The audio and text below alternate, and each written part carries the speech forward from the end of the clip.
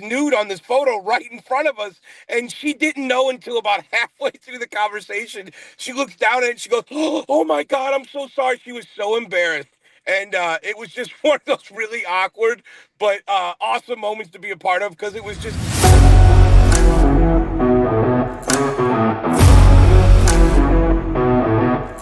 to episode number one of Roofing Explained Poorly. I am your host, Jay Bradley, owner of the Roof Nuts, Secure Claim, and who knows what else. My fiance says I start a business every 10 minutes, so I may very well do that. My first guest ever is Elijah from Romans Roofing. And Elijah, how do you say your last name? Muhm, M-U-H-M. Mom. Nice. Yep. Elijah Muhm from Romans Roofing. And we are so excited. A couple weeks from now, we're going to be able to be on stage together at Roof Camp. I hope you're as excited as I am. So yeah, tell us a little bit about Romans. Where are you guys located? How long you been in business? You can tell us revenue if you want to, because I know that's something to be proud of. So Okay, so Romans has been around for 5 years in total, but I've only been involved with Romans for 3 years. Originally, Romans was 2 partners. Now it's 6 partners. We came on the first year, about halfway through the year. We joined in. What is this? This is 25, so 23. We came on in June. From June to December, we did 7 million. Had a great group of guys, good core. Added to that, added some more good guys. Last year we did 14.5 million. And then now with the analytics, we're almost 3 times over what we were at last year. So I fully anticipate to go into the 20 region at some point in time this year. And we have offices in Aurora, Illinois, and Hobart, Indiana for now. But very quickly here, we're going to be moving into the Michigan area too. I believe that'll either be the end of this year or beginning of next year, but we will have a Michigan office as well. ooh, that's killer. Man, congrats on the growth. Congrats on all that. So the way that Roofing Explained Poorly is set up, the podcast is it's a series of 6 questions. I'm going to ask everybody the same exact questions. And really, we're trying to get this in under 15 minutes because I watch podcasts all the time and I lose interest. So we're going to try to get it knocked out as quickly as possible. But we want to have fun with it. That's the whole point of Roof Nuts. Roof Nuts is about having a good time while taking business seriously. So we want to take the podcast seriously, but at the same time, have a little fun with it. So, You have to. That's what we do on ours too. yeah, I love it. I love if you guys have not followed him on social media and in Romans on social media, the blue guy. Oh man, that was That was my brother. Yeah, as a is genie. it really? Man, Yeah, yeah. We y'all are painted him built blue. like Roman gods. So it's a beautiful thing. We joke So around. We always say, pound for pound, we're the heaviest team in Northwest Indiana. We stand by that. I love that. That is fantastic. So first question of the 6 is what is the craziest thing that you have ever seen while door knocking or maybe even out in the field? The craziest thing. One time we were in, I don't even want to mention the town. We were in a town out here in Northwest Indiana, and a lady was at the door, and she was showing us hail photos. And while she was scrolling through her phone, uh, the kid, one of her kids in the living room was doing something, so she had to put the tablet down. She had an iPad. She had to put it down. It was connected to her phone, and when she threw it down, she scrolled to the next picture, and it was a picture that none of us should have seen. And and she came back, and she was trying to hold a conversation with us, and this picture's laying face up on the table in between us, and me and the guy we're with are like, like, how long is it going to take this lady to notice this? And we're trying to talk to her about her roof the whole time. She's nude on this photo right in front of us, and she didn't know until about halfway through the conversation. She looks down at it and she goes, "Oh my God, I'm so sorry." She was so embarrassed. And it was just one of those really awkward but awesome moments to be a part of, because it was just, dude, it was so funny. And she did sign with us. We did move forward with it. She did get a roof out of it. But yeah, it was really funny and really awkward at the same time. But it's always like a memory that'll stick with me, I think, for a long time. One time I signed a lady. Me and a guy we were with, we signed her for storm damage on her house, and there was a lead across the street from there. So we sent one of our new guys, Josh. We sent him to go close this lead. Like, hey man, I signed the neighbor. This would be an easy one for you. They're already interested. Go talk to them. So he's gone for like an hour. And we're like, bro, what is going on with this guy? So he comes back. He goes, I'm like, hey, did you get it? He goes, yeah, I signed it. He shows the paperwork. I'm like, all right, cool, man. We take a picture of it. Well, later that day, we're like, bro, why did it take you an hour, 10 minutes to sign that deal? Dude, he went to the same client that we were at and somehow convinced her that we were bad to break the contract with us and then re-sign with him. And it's the same contract. He thought that I was sending him to a hot lead that was already in contract with someone. So he spent an Oh, hour explaining to the lady how to get out of her deal, only for it to be the same company that she struck a deal with. It was amazing, dude. I think that's the wow. craziest thing I've seen. So, what is a go-to tool that every contractor needs to close deals? Is there a go-to tool? For example, for me, it's Company Cam. I've got to have Company Cam. Something about Company Cam just makes me feel comfortable about the whole situation. But is there a go-to tool for you that you use to help you consistently close or maintain or manage deals? Maybe the iPad just as itself. Yeah, I think the iPad. I would have said drone because it just draws so many people's attention, but you don't always need them. I think the iPad for me would be it because I mean everything's at your fingertips there, and then people like visuals, man. They do, and to be honest with you, I don't even show people the damage on their houses. I really don't. When I'm closing a deal, I show people the podcast. I show them the videos that we do. I show them camaraderie, like it's the experience. Like I tell people, I'm under the impression that pricing doesn't really matter. I think right. people want convenience and they want a good experience. So I already think I deliver the best experience possible in this industry. So then with that comes the convenience. Well, I do everything for you. I'm gonna streamline the whole process, and then all you got to do is pick out colors. So that's kind of like my approach to it. So I'd say the iPad is probably the most effective. So if you started today and you needed to go close your first 10 deals, how would you go close those first 10 deals knowing what you know today? Oh man, knowing what I know today, I wouldn't even have to go out in the field to close them. I would put up my posts in all the Facebook groups Yep. or the Nextdoor app, which is really effective. If you guys aren't using Nextdoor app, better get on that. But I'm all local, man. I believe in collaboration. And truth be told, I get a ton of leads almost every day, and I just give those out to the sales reps.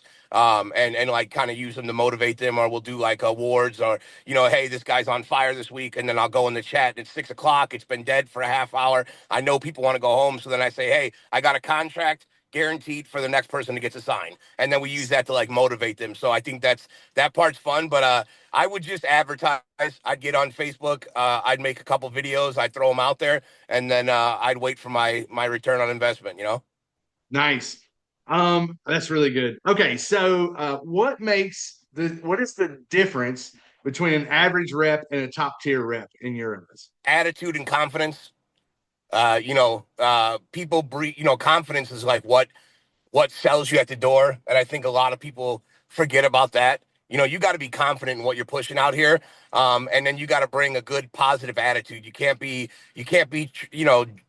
an energy drainer at the door. If you don't have any enthusiasm behind what you're pushing, then no one's going to believe in that. No one wants Yeah. to buy a roof or buy siding from somebody who's not even excited about it. When I get on a door, man, I'm pumped because what I'm bringing you is the best that the industry has to offer. And you're lucky that I just so happen to be in the Yep. neighborhood. But while I'm here, I figure I might as well give you the opportunity to jump on board.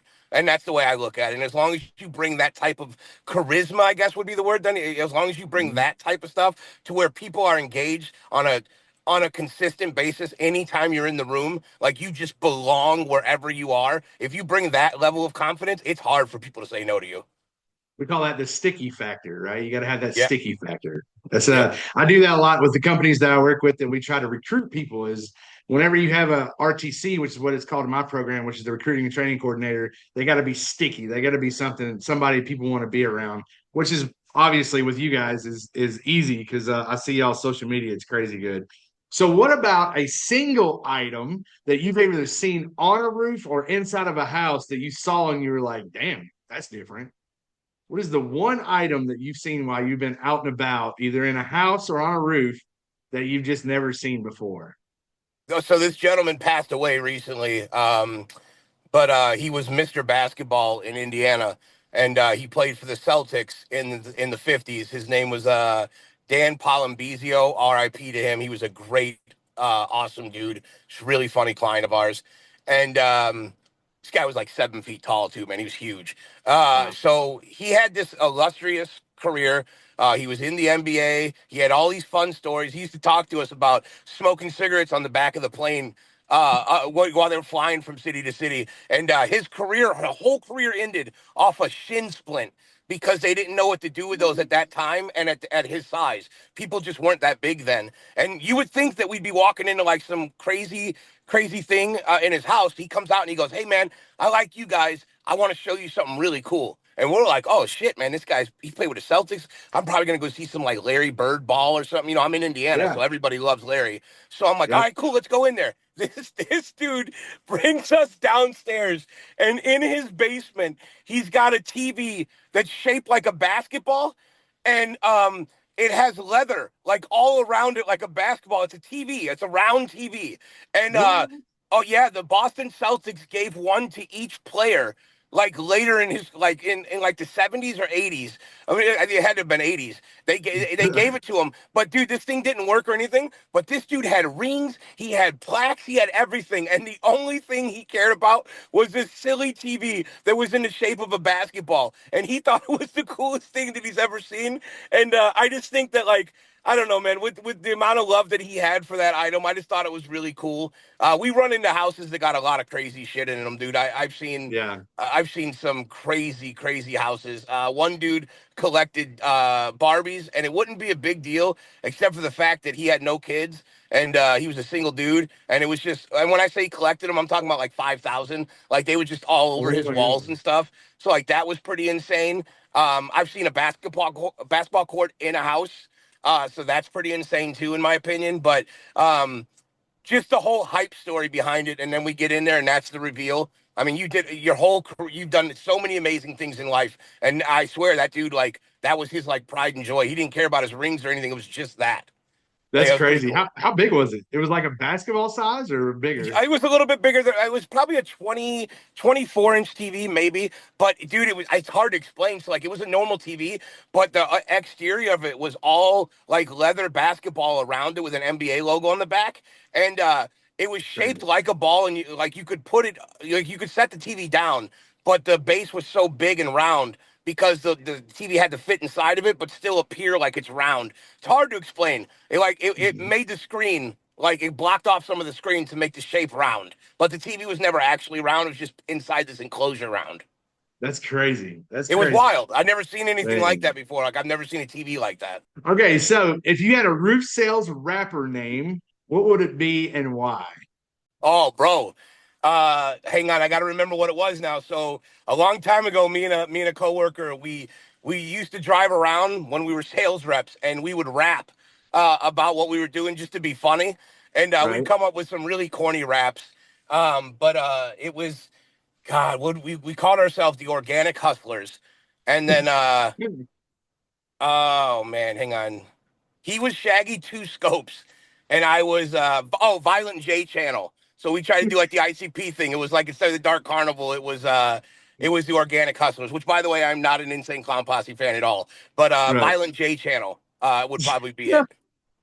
it. That's great. That is fantastic. Well, man, I appreciate you being the first one on the Roofing Explained Poorly podcast. And hopefully this blows up and we can always look back and be like, hey, man, that was the podcast that got it all started. And I appreciate it. Anything else you want to tell maybe a new roof salesperson out there? You know, we got roof camp coming up. Would you encourage them to go to something like that? And any advice that you would have maybe in, 30 seconds or so?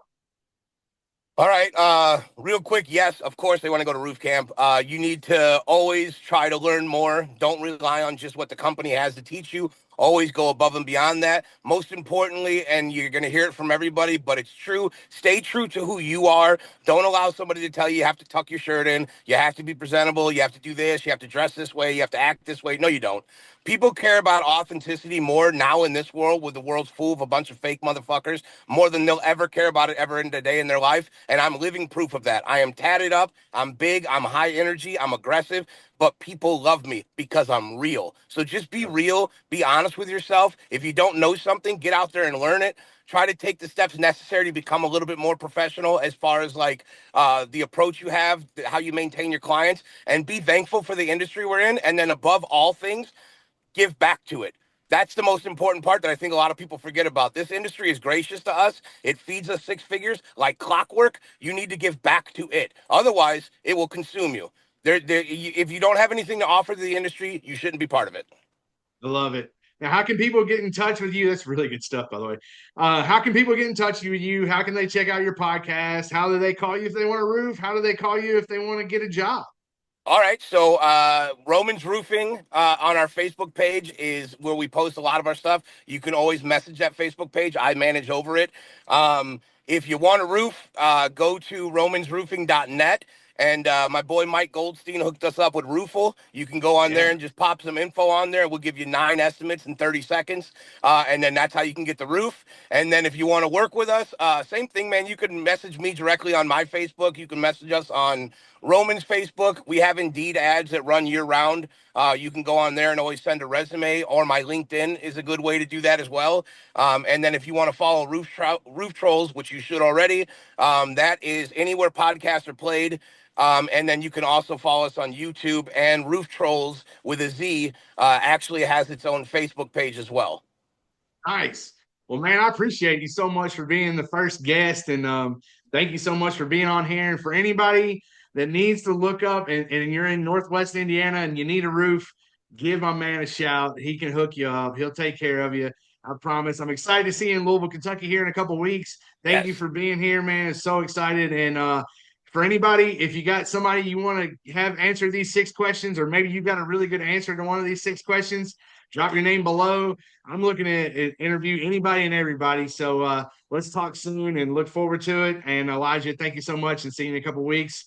This has been Roofing Explained Poorly. Thank you. See you on the next one.